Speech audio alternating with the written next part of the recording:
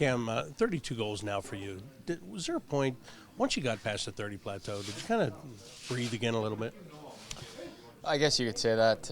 You get stuck at 19 or 9 or 29 or whatever it is, and you might start gripping the stick a little tight, just thinking about, okay, if I get the next one, it's pretty special. But it was obviously nice to get the empty netter to kind of let my nerves settle down, and now you can just get back to playing. And really, the big thing is the team winning, and that helps when you're scoring the goals, obviously. But the way you've been winning games here recently, how much is that going to help you going down the stretch and getting to where you want to be next month? Yeah, it's very important. It's good to see that it's not only just one guy scoring. We have all four lines contributing, especially our D as well. So that's going to be very important for us going into obviously the later end of the season and hopefully in the playoffs. And what about adversity, overcoming that too? Nick Foligno couldn't play in Philly the other night. You jump up on a different line and still you get the contributions and you get everybody chipping in and finding a way to win.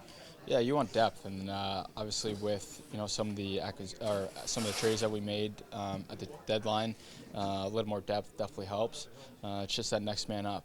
We expect that guy, whoever it is, whether they come from Cleveland or whoever it might be, to come in and do the job. So they've been doing a great job.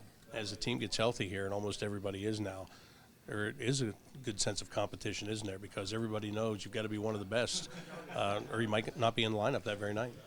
Yeah, that's what you want, obviously, within an organization, and I'm just happy I'm not the coach to make those decisions. How do you feel about this team right now, just the overall in the room and amongst yourselves? Do you have that confidence back that you had early in the year?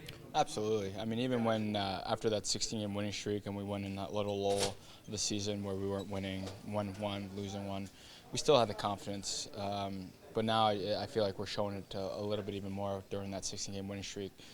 So it's good to have the confidence going into the end of the season.